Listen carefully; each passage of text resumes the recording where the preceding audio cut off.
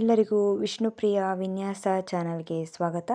ಇವತ್ತಿನ ವಿಷಯ ಪ್ರಾಣಾಯಾಮದ ಮಹತ್ವ. ಪ್ರಾಣಾಯಾಮನ ಯಾಕೆ ಮಾಡಬೇಕು ಅಂತ. ಪ್ರಾಣಾಯಾಮ ಎಂಬುದು ಉಸಿರಾಟದ ಮೇಲೆ ಕೇಂದ್ರೀಕರಿಸಿರುವ ಯೋಗಾಭ್ಯಾಸ. ಶಾಸ್ತ್ರೀಯ ಯೋಗದಲ್ಲಿ ಉಸಿರಾಟವು ಪ್ರಾಣದೊಂದಿಗೆ ಸಂಬಂಧಿಸಿದೆ. ಆದ್ದರಿಂದ ಪ್ರಾಣಾಯಾಮವು ಪ್ರಾಣಶಕ್ತಿ ಅಥವಾ ಜೀವಶಕ್ತಿಗಳನ್ನು ಉನ್ನತೀಕರಿಸುವ ಒಂದು ಸಾಧನವಾಗಿದೆ. ಭಗವದ್ಗೀತೆ ಮತ್ತು ಪತಂಜಲಿಯ ಯೋಗ ಸೂತ್ರಗಳಂತಹ ಹಿಂದೂ ಗ್ರಂಥಗಳಲ್ಲಿ ಪ್ರಾಣಾಯಾಮವನ್ನು ವಿವರಿಸಲಾಗಿದೆ. ನಂತರ ಹಠಯೋಗ ಪಠ್ಯಗಳಲ್ಲಿ ಇದು ಉಸಿರಾಟದ ಸಂಪೂರ್ಣ ನಿಲುಗಡೆ ಎಂದರ್ಥ.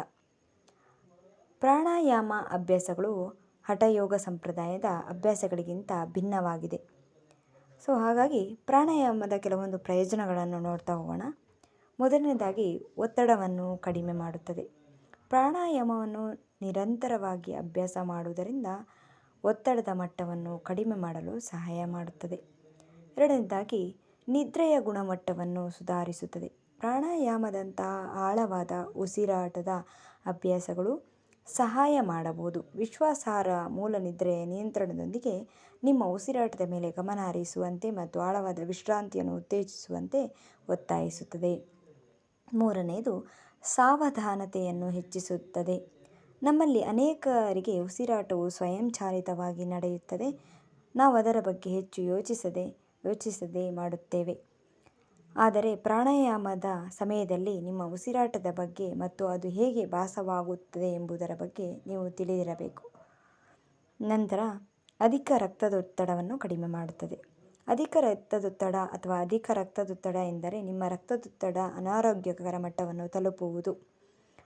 ಇದು ಹೃದಯ ಮತ್ತು ಪಾರ್ಶ್ವವಾಯುವಿನಂತಹ ಕೆಲವು ಗಂಭೀರ ಆರೋಗ್ಯ ಸ್ಥಿತಿಗಳ ಅಪಾಯವನ್ನು ಹೆಚ್ಚಿಸುತ್ತದೆ. ನಂತರ ಶ್ವಾಸಕೋಶದ ಕಾರ್ಯವನ್ನು ಸುಧಾರಿಸುತ್ತದೆ. ಉಸಿರಾಟದ ವ್ಯಾಯಾಮದ ಒಂದು ವಿಧವಾಗಿದೆ. ಪ್ರಾಣಾಯಾಮದ ನಿಧಾನ ಉದ್ದೇಶವಾಗಿ ಉಸಿರಾಟವು ನಿಮ್ಮ ಶ್ವಾಸಕೋಶಗಳನ್ನು ಬಲಪಡಿಸಲು ಸಹಾಯ ಮಾಡುತ್ತದೆ. ನಂತರ ಸಿಗರೆಟ್ ಹಂಬಲವನ್ನು ಕಡಿಮೆ ಮಾಡುತ್ತದೆ. ಧೂಮಪಾನ ಬಿಡಲು ಪ್ರಯತ್ನಿಸುತ್ತಿರುವ ಜನರಲ್ಲಿ ಯೋಗ ಉಸಿರಾಟ ಅಥವಾ ಪ್ರಾಣಾಯಾಮವು ಕಡು ಬಯಕೆಗಳನ್ನು ಕಡಿಮೆ ಮಾಡುತ್ತದೆ ಎಂಬುದು ಕೆಲವು ಪುರಾವೆಗಳಿದೆ.